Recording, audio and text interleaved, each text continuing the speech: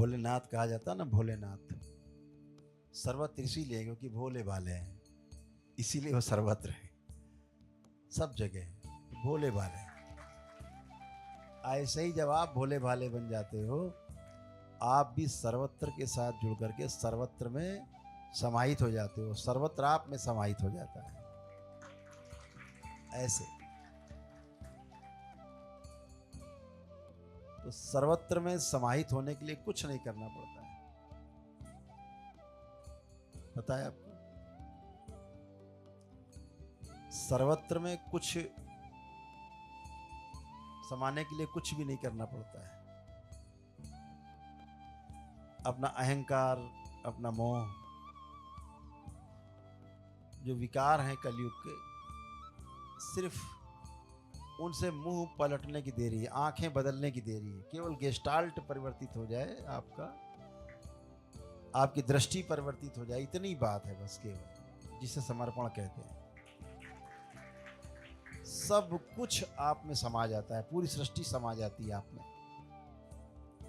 और आप पूरी सृष्टि के हो जाते हो। कहीं कोई विरोध नहीं, कहीं कोई किसी प्रकार का तनाव नहीं, कोई अस्वीकार्य का भाव नहीं।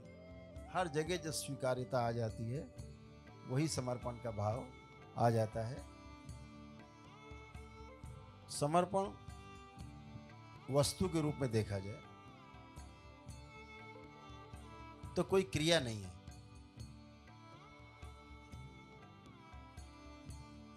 समर्पण किया नहीं जा सकता कभी भी।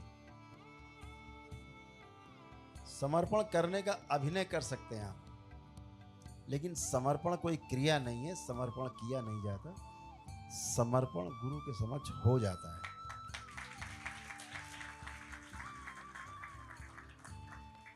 जिस दिन ईश्वर के समक्ष, गुरु के समक्ष आपका समर्पण हो जाता है, उस दिन आप ईश्वर बन जाते हो, आप ही गुरु बन जाते हो, केंद्र में आ जाते हो तुरंत। ये बहुत अद्भुत है, बहुत अद्भुत है। समर्पण एक ऐसी घटना है, ये घटती ही तब है जब आप में कोई विकल्प नहीं बचता है। जब तक आपके अंदर कोई विकल्प रहता है, तब तक समर्पण की घटना नहीं घटती। समर्पण घटित ही तभी होता है जब आपके पास कोई विकल्प नहीं रहता। आपके पास जब विकल्प रहता है कि चलो यहां नहीं होगा तो फिर आगे वहां चलेंगे, ऐसा विकल्प रहता है, तो समर्पण नहीं होता है। समर्पण होता ही तब है जब अब कोई रास्ता नहीं बचा, सब रास्ते बंद हैं। एक गरीब आदमी, कुछ भी नहीं, वाकई में नहीं है उसके पास, न दरबार में कुछ देने के लिए है, कुछ भी नहीं है, उसके पास भोजन के लिए भी नहीं है, लेकिन अब उसको पता है कि सारे रास्ते बंद हैं। अब जो कुछ होगा इस करौली शंकर महादेव धाम से होगा, अन्यथा कहीं नहीं होगा। इसके बाद मृत्यु, इसके बाद मृत्यु है। यहां पर समर्पण घटित होता है। फिर वहां संकल्प की आवश्यकता नहीं है, प्रार्थना की आवश्यकता नहीं है। समर्पण का अर्थ है आप समा गए पूरा पूरा। आप एक बूंद थे जो समुद्र में मिल गए, समुद्र ही बन गए। ऐसा समर्पण होता है। तो जो समर्पण की घटना है वो घटित ही तभी होती है जब कोई विकल्प, संकल्प, विकल्प कुछ बाकी नहीं रहते। ऐसा जान गए, आप में जरा भी संशय है, आपका संकल्प कभी पूरा नहीं होगा, कभी भी पूरा नहीं हो ही नहीं सकता। एक नहीं, 1000 हवन कर लो, रोज हवन करो, रोज पूजा पाठ करो, एक संकल्प आपका पूरा नहीं होगा अगर आपके अंदर संशय है।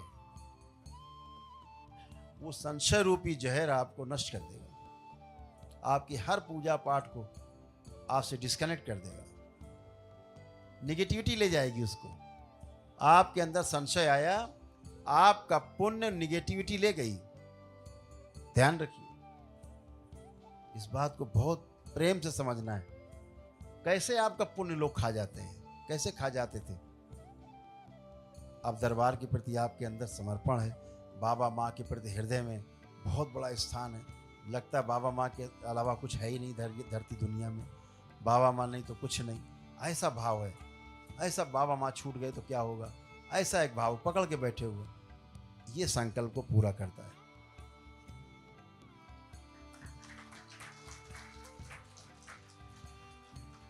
और ये संकल्प को आपके पूरा करता है, साथ ही साथ आपके अंदर बचे हुए विकल्प को भी धीरे धीरे नष्ट कर देता है और आप में समर्पण घटित हो जाता है। पूरा समर्पण हो जाता है।